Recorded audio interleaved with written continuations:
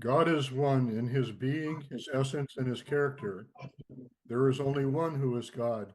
The Bible teaches that Jesus Christ is not God. Christ is not part of a triune God, which is what many denominations teach. Jesus is the most highly exalted person in the universe after God. But God is his Father, and Christ will always be subject to him.